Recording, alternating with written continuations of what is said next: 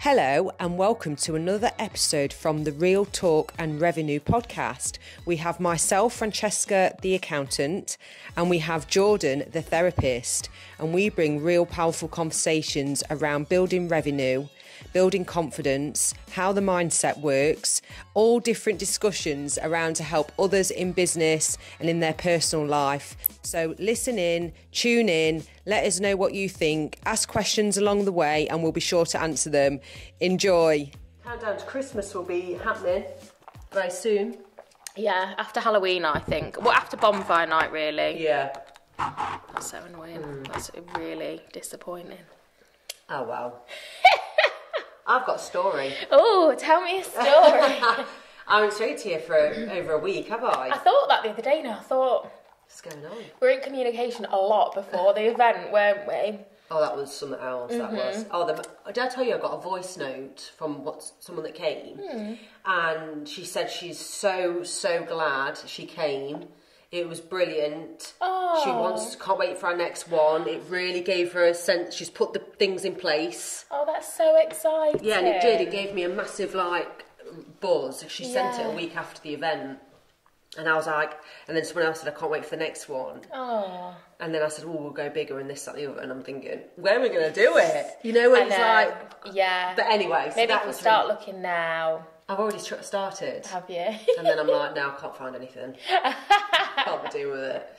But once we find somewhere, it'll be really good. And I'm going to start Pilates, reformer Pilates. Yeah, at Anassa. Yeah, do you want to do it? Yeah, I don't know. Depends when we do it. I don't know when I'm going to do it. But anyway, right, my story. I'm really excited. No, I don't. It's a bit grim. I did a TikTok about it. Oh, look. At least you can get it out. Put it on there, look. Right, there we go. That's a shame, isn't it? Yeah. So you need to bring a metal straw. Well, I don't. One at home. You know, I do. I've got a few actually. I might have to keep one here. Just like that. Get the metal straw out. What was I saying? Your story, bit grim, TikTok. Oh yeah, I did a TikTok about it, and it had so many women come forward. Yeah, I'm not surprised. Anything women's health related, it's just like... Yeah. I've been through the wars recently. It'll all be fine. But basically, hormones... I don't know if it is hormones. I'm not in menopause. Doesn't mean you're not in perimenopause. Yeah. Apparently, I didn't realise that was a thing. So they've offered the doctors to give me estrogen gel. Or whatever form I want it, not gel. I haven't got it yet, but they said, you need to change your Mirena Coil. So I'm really going to act like an expert here. But if you've got the Mirena Coil, it used to last 5 years. Yeah. They now say it lasts 8. Yes, that's which is very odd, I think. But it's got progesterone. Yes, but it's called progesterone. Oh, the synthetic. Yeah, got you. Which is weird, really weird. Yeah. And if you have it for 5 years, after 5 years, you have to change it if you want to do perimenopausal hormone related. Right. So estrogen will support the progesterone. Yeah. That the synthetic one is in the Mirena Coil. So it's really good to have the Mirena Coil for that reason. And I raved about it when I first got it because no periods. Didn't bother me. Yeah. I don't remember any issues. I couldn't have it put in. Why? Honestly, they couldn't put it in. Oh my god. Yeah, it was awful. I think I told you, after I had Hallie, and I just thought... It hurt. It was the doctor as well. I think just, because you can go to the GP. It's coming to me now. Just go to the GP. I went to the gum clinic, and they're experts, aren't they? They do it day in, day out. I don't know if they are experts, to be honest with you. Well, the consultant couldn't do it. I don't know if it's... Did it really hurt? It was uncomfortable, I would say, and I got fed up after a bit of about time. Half an hour. Shit. On it, I just got fed up. Was you in the stirrups? She was like, yeah. She was like, I just don't know if that's the lining or not. I've not got a tilted cervix or anything like that. Obviously, you know all of this from when you're pregnant and whatnot. And I just thought, fuck's sake. And then she was like, I'm not struggling. I said, do you just want to leave it? She was like, yeah, I would prefer because I just... And I was like, that's fine. That's really weird. Just Hang on leave a minute. it. You had a cesarean, didn't you? Yeah. So I know that they do struggle with women that haven't had kids, and it's easier if you've had kids. Yeah. And they don't normally advise to get it when you haven't, but a lot of women who haven't had kids have them. Yeah. So maybe that's loads of people do. Yeah. But when I very first had one, she said, oh, I wouldn't have recommended it if you hadn't have had kids. Right. It sticks out unless things have changed. I know loads of people that have had the coil fitted though, like loads. But any bad stories from them? Or do they not tell you? A couple. One of my friends had to have it taken out because she was in that much pain, non-stop bleeding. And then one of my family members, she had the same situation as me where it was like an absolute farce to get it in, but they did manage to fit it. So yeah. Well, this is my third go. So I've had it in 6 years. In the last 18 months, I've noticed a change in the way I don't know if it's the way I deal with things, the way I am. Something's going weird. So I've had a random silent migraine where I couldn't see properly. I remember that, I had vertigo last year randomly. I have been waking up in the night with a bit of a heat rush. That could be stress. You know, if something's... I'm not saying that but I've been stressed for years before. I was about to say, and we've said this for weeks, they're all signs of perimenopause. They are. Like and the cognitive side of things, the mood side of things, like if you add it all together, it's staring you in the face, really. And the fact that is, but everyone I live a stressful life. You do, but again, you've got to compare it to how stress has manifested for you previously and how different it is for you this time. Yeah. Have you seen a private gynaecologist yet? Not a private one. That's what I mean. You've got to. Because they just give you the answers. Because they're experts in the field, like, they know exactly what they're talking about. They'd probably be with you like 10 minutes and be like, this is exactly what's happening. Like, which it shouldn't be like that, but when you go straight to the consultants that deal with it day in, day out, they know. Well, the doctor, when I very first mentioned it back in the summer, she was like, how many kids you got? I said, well, I've got 2 of me and 2 stepkids.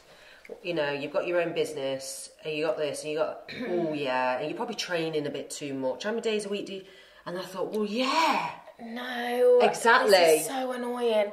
Why, when women walk into the GP or a health professional, why is it always something else before it's something glaringly obvious do you think do it is? With female reproductive health? I do. Yeah. Honestly, I do. Obviously, I'm not a medical professional, no, but from a psychological perspective as well, it's all there. Do you know what I mean? It's interesting because I've had a few doctors. Another doctor said, "Oh yeah, perimenopausal symptoms start from 35." Yeah, or can do. Can do. Yeah.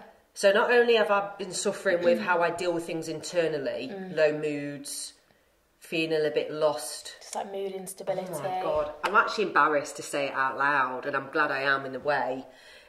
Because it is like... It's not embarrassing. We all go through it, and I think it's so important to talk about. I've never been hormonal, though. It's weird. I've never had that as a kid. Yeah, but this is exactly the, stigma around hormonal issues, because we feel like as women we need to show up and behave like men in the workplace and pretend that we don't have a 30-day cycle or whatever your cycle is, and we do.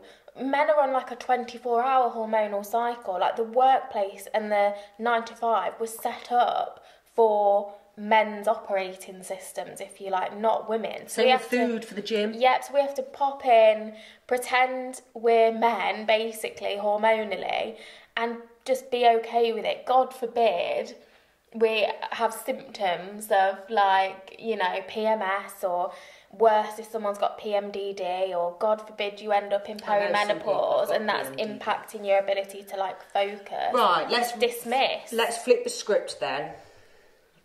Let's say as an employer then, I'm an employer now, so I understand a lot differently to when I was an employee. Yeah.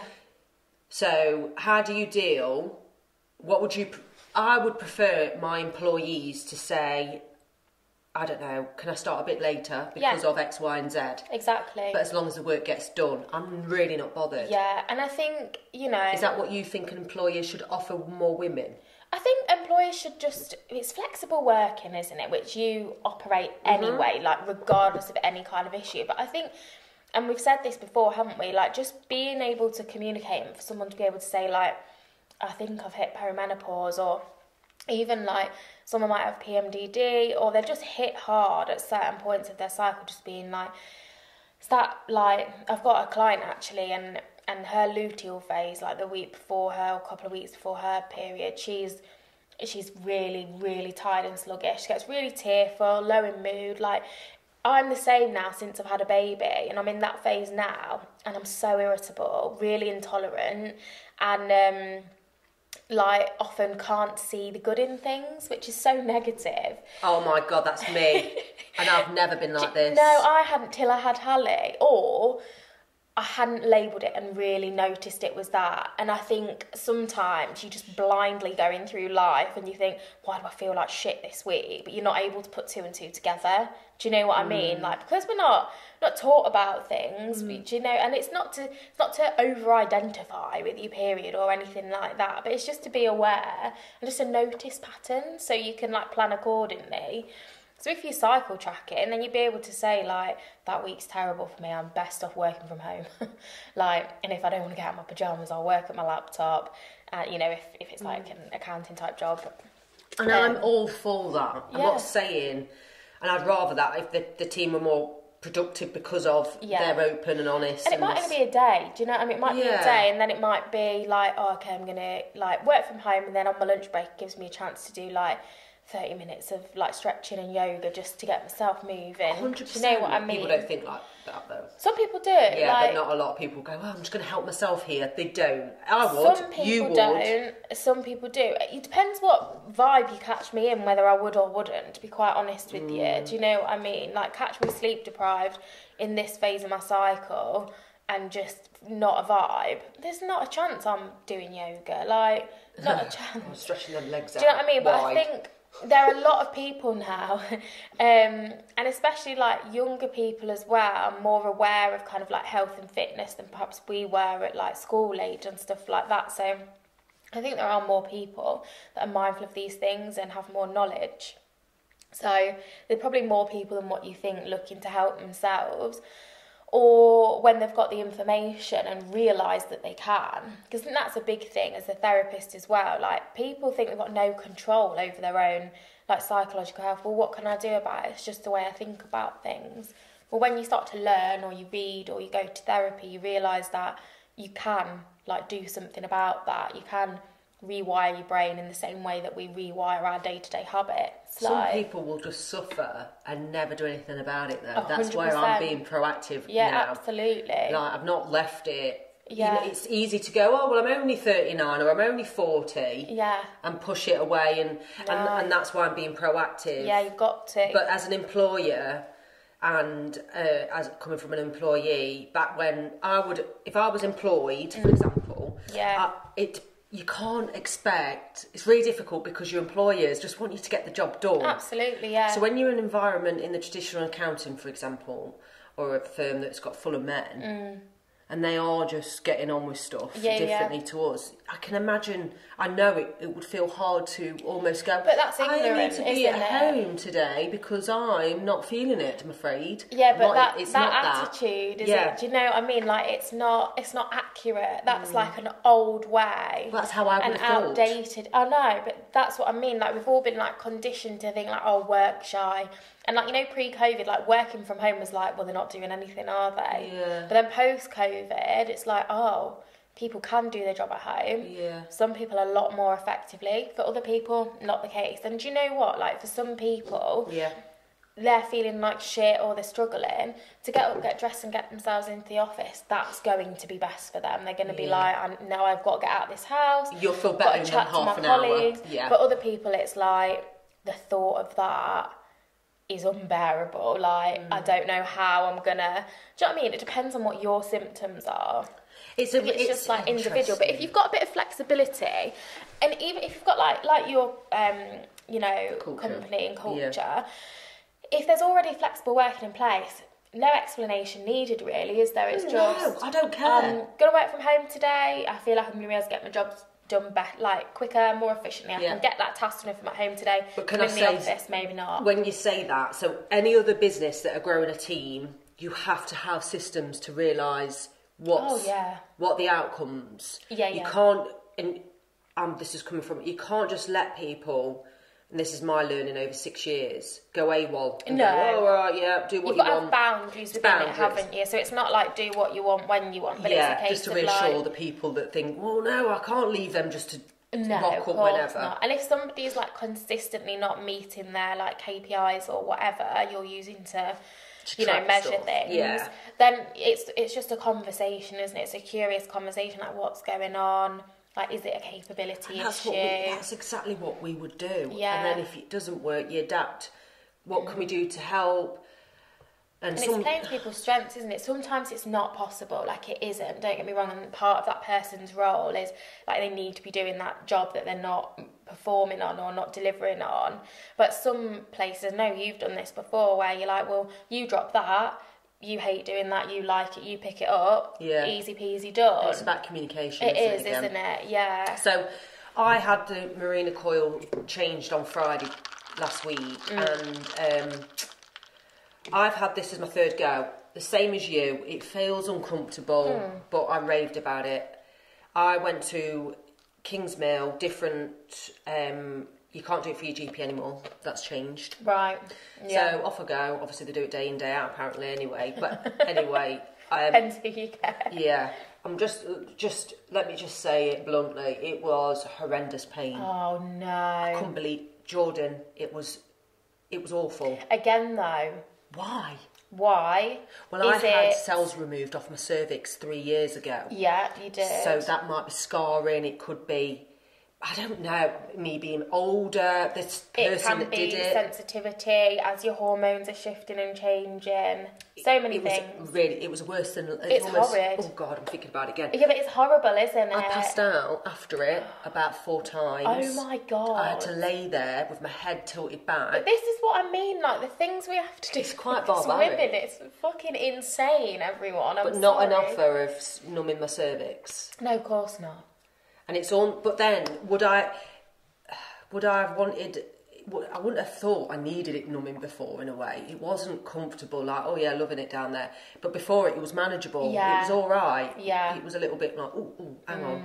This time it was like I was hitting the roof. Obviously, I couldn't move. No, that's horrible. And they were like, grit your teeth, come on. And I'm like, okay. And I was like, no. It was shooting up into my uterus or whatever, was contracting. I'd have been a hop, skip and a fucking jump straight out I was wet there. through, I went white, and then I was like, right, get up, and I was like, oh no, I'm going, and then they had to lay me down, and then I was like, right, I'm ready now, then they did, I was like, I'm going again, 4 times. That's not on. I had to ask Steve to come in. It is barbaric. Yeah, and they were Isn't it? I felt like, and I had a little tiny tissue over my bits. Steve, they went to get Steve. He walked in, obviously worrying to death. Yeah. And he looked at me and he was like, are you alright? And I was like, It's horrible. I felt exposed, vulnerable. I felt like, hang on a minute, I'm tough. You know, that typical me. Yeah. I can cope with all sorts of pain. You are human as well, though. Do you know what I mean? Like, and it's not nice, is it? It traumatised me. Especially, that's what I mean. Like, it's such a sensitive, like, area as well, like literally, like trying to prod a coil up. Oh, stop it! I want it out. I actually want it out because I'm like, ew. Then I'm like, God, I've had the coil for like years and years and years. What am I like underneath all of this? I know. Yeah.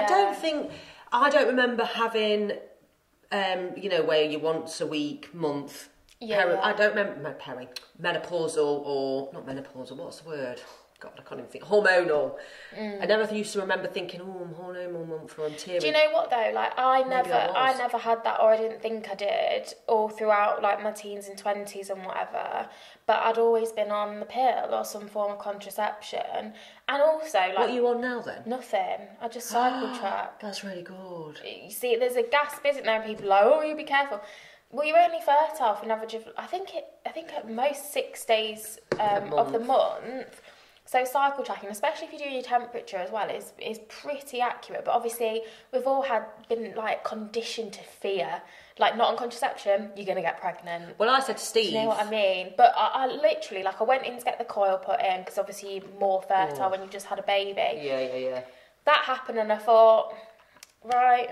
I'm not fucking bothering. It's not meant to be. I'll go back to cycle tracking.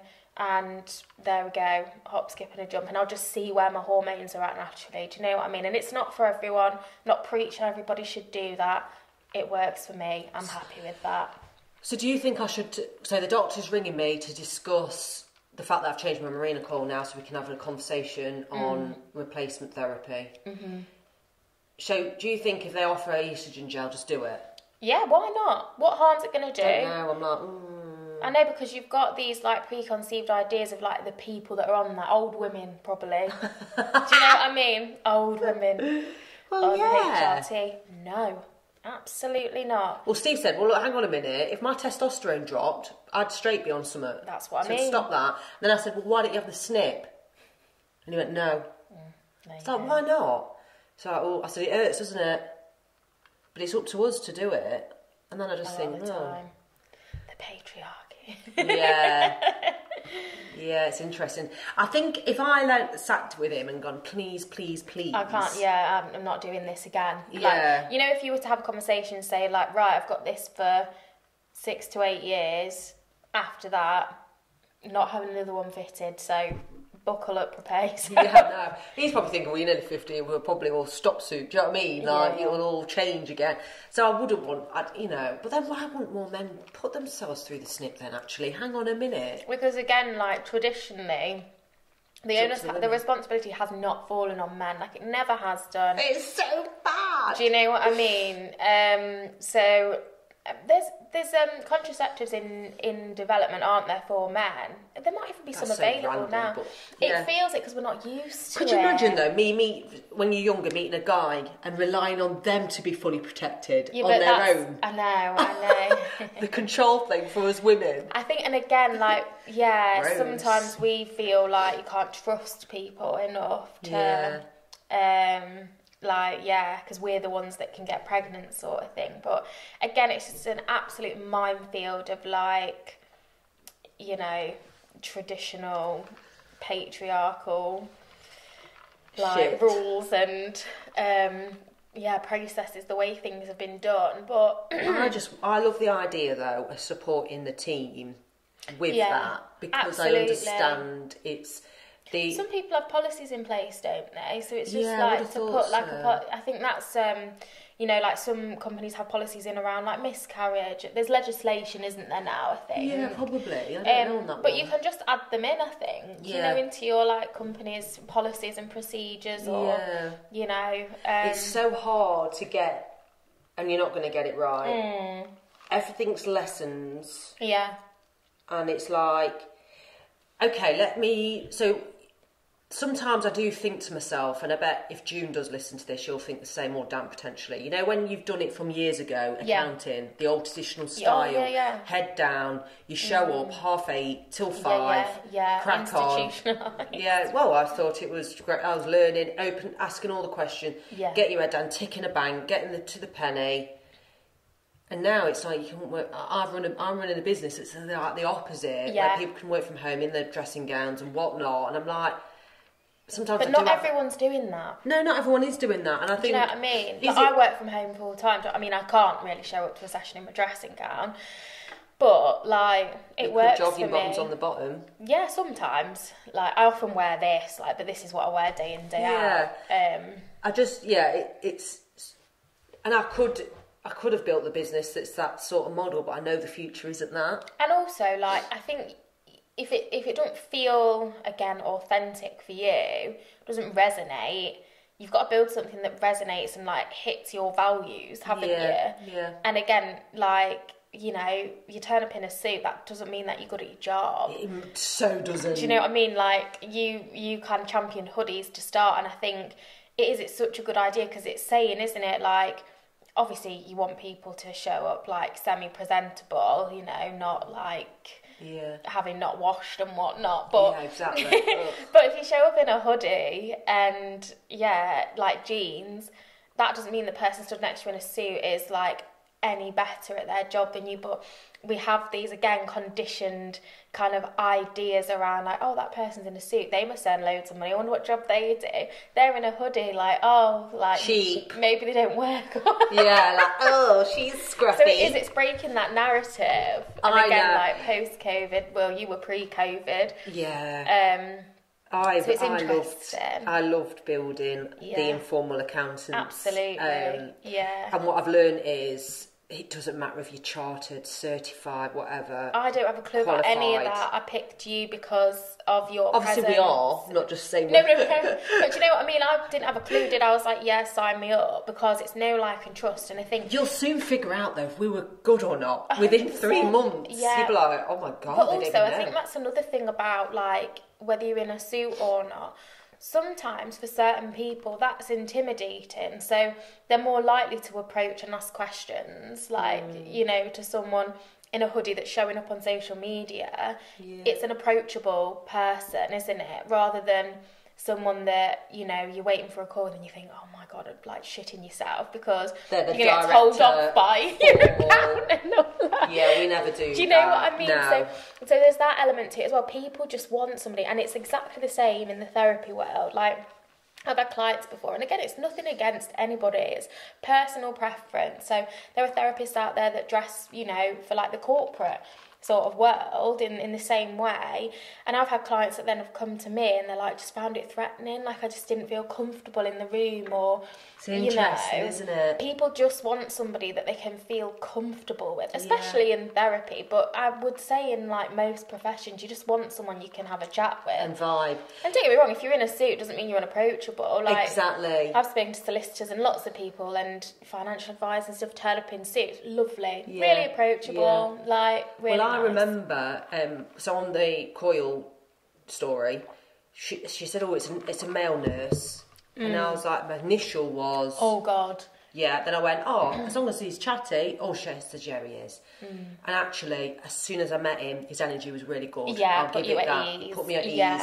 I go off energy and vibes. 100%. I've learned along the years, you have to trust your gut around somebody. And it's easy to blame yourself and go, oh no, it's my problem. Yeah, internal gaslighting. And why do I feel like this? And I used to shrug it off, and then I'd be like, oh no, it was all right, chat, actually, when I've met up with someone, but feeling those uneasy feelings. Yeah, trying to convince yourself. I can easily do that. Me and George had this conversation yesterday, actually, because he has a habit of, like, looking for something. And then, like, for example, he bought this oven, like, back in the day, last year, and he does that. So, like, he turned up, saw this oven, wasn't what he expected, but ended up buying it anyway, and it was like a heap of shit, and he bought it back. I was like, why on earth have you paid money for that? Like, what? And he was like, I don't know, Jordan, I've really fucked up, haven't I? Like, I don't know. I just thought, oh, I'm here now, and I was like, no. And that's then impulse buying. It's not even that, because he didn't want it. Do you know what I mean? He was like, but he convinced himself, like, yeah, that'll do. Do you know what? Yeah, that'll be fine. Yeah, that'll be all right. And yesterday, someone sent him like a specific like food trailer he could hire for other events, like a drinks one. And he went, oh, now I've seen it, I'm not really sure. And he showed me. I went, not sure? I said, look at the state of that. And he was like, yeah, you're right. I went, we're not doing this again. It's not the oven again. And he was like, yeah, you're right. It's shit, innit? I was like, yeah, just like, don't convince yourself because you want to do something. You've got to take like the first option. Like, so, do you know what I mean? Yeah. So it's funny though, like really funny. I just think spending money. You know what? We're going to talk about budgets. I'm going to do that on next week's budget chat, because I do find it interesting about spending. Bottom line though, on like women's health, hormonal health. And please comment on this video, if you're watching the video, on the Instagram, Real Talk and Revenue. Yeah, or even direct message. If this is like impacted you in any way. Yeah. But what was you going to say, finishing off on the women's health? Just like, talk about it, ask for support. Message me if you've had a story, like something happen, because this coil Follow like gynecologists on social media as well, like women's health specialists. If you don't want to speak to anyone, like start there. Follow me on TikTok and see what my reel is, because I had two women that deal in coil assistance trying to have their opinion on it. Yeah. But if you don't want to chat to us directly, you can comment on there for the women to see. But it's really interesting, my comments on my TikTok. I bet, yeah. But thanks for tuning in. Thank you. And we'll see you next week. Bye.